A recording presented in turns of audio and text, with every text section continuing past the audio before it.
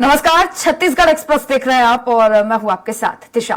Bulletin की शुरुआत करेंगे रायपुर से आ रही बड़ी खबर के साथ। बता दें, पहले चरण का नामांकन आज से शुरू होगा। लोकसभा चुनाव के लिए आज से नामांकन प्रक्रिया शुरू होने जा रही है। बता दें, बस्तर में पहले चरण में लोकसभा चुनाव होगा। प्रत्याशी सुबह 11 बजे से 3 बजे तक नामांकन भर सकेंगे। 27 मार्च तक प्रत्याशी नामांकन दाखिल कर सकेंगे। और इसी के साथ बता दें, नाम वापसी की अंतिम तारीख 30 मार्च है। 19 अप्रैल को पहले चरण का मतदान होगा। ये बड़ी खबर आप तक पहुंचा रहे हैं रायपुर से। पहले चरण का नामांकन प्रक्रिया आज से शुरू होने जा रही है। लोकसभा चुनाव के लिए आज से नामांकन सभी प्रत्याशी दाखिल कर सकेंगे। और जानकारी के लिए बता दें कि बस्तर में पहले चरण में मतदान होगा। 102 लोकसभा सीटों पर नामांकन प्रक्रिया आज से शुरू होगी और 27 मार्च आखिरी तिथि है नामांकन दाखिल करने की।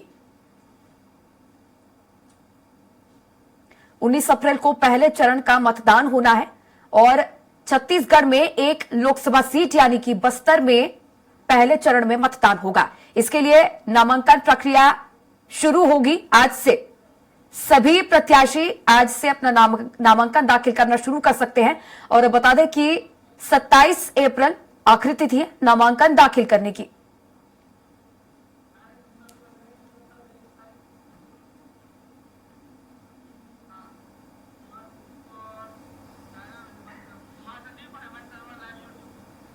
अब इसी खबर पर अधिक जानकारी साझा करने के लिए संवाददाता कुमार संदीप और हेमंत शर्मा मेरे साथ लाइव जुड़ चुके हैं। सबसे पहले रुक करना चाहूंगी मैं हेमंत, आपका आज से नामांकन दाखिल करने की प्रक्रिया शुरू होने वाली है। एक सीट पर मतदान होगा पहले चरण में, बस्तर। क्या अपडेट? देखिए त्रिशा, छत्तीसगढ़ में 3 चरणों में लोकसभा का चुनाव होना है। पहले चरण में बस्तर की सीट है। 19 अप्रैल को मतदान होगा और 19 अप्रैल के मतदान को लेकर आज से जो नामांकन की प्रक्रिया है वो शुरू होने जा रही है।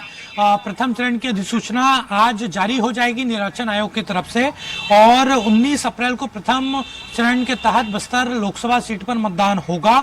बस्तर लोकसभा क्षेत्र में 4 सहायक मतदान केंद्र सहित कुल 1961 मतदान केंद्र बनाए गए हैं। 27 मार्च तक जो तमाम प्रत्याशी हैं वो अपना नामांकन दाखिल कर सकेंगे।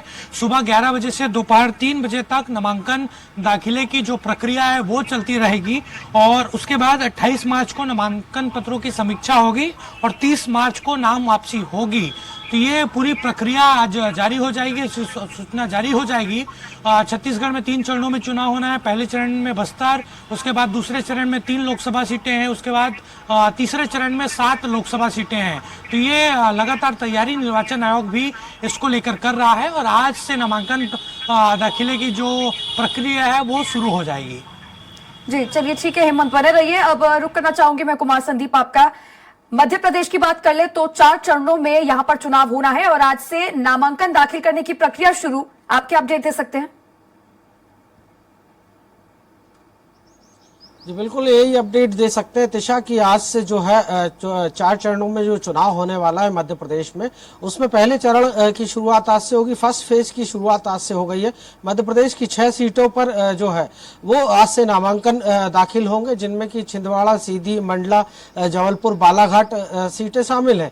इन पर आज से नामांकन शुरू होंगे और आज ही जो सीधी से प्रत्याशी बनाए गए हैं बीजेपी से राजेश मिश्रा, वो अपना नामांकन दाखिल करेंगे और मुख्यमंत्री डॉक्टर मोहन यादव इस नामांकन दाखिले के समय मौजूद रहेंगे। इसके अलावा बात की जाए तो छिंदवाड़ा, मंडला, बालाघाट और जबलपुर ये ऐसी सीटें हैं जिन पर भी नामांकन दाखिल होने शुरू होंगे।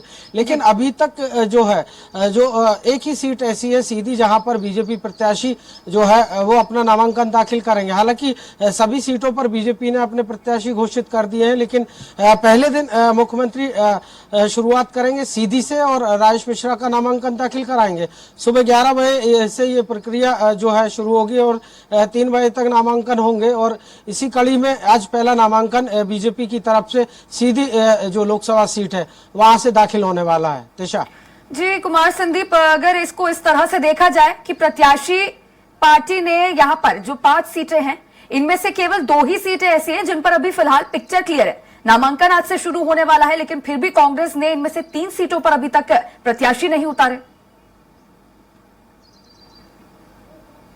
जी बिल्कुल, देखिए कल भी कांग्रेस की सीईसी की बैठक हुई थी जिसमें कि मध्य प्रदेश के नामों पर चर्चा होनी थी और मध्य प्रदेश की बाकी बची हुई जो सीटें हैं उन पर जो प्रत्याशी हैं उनकी सूची जारी होने वाली थी।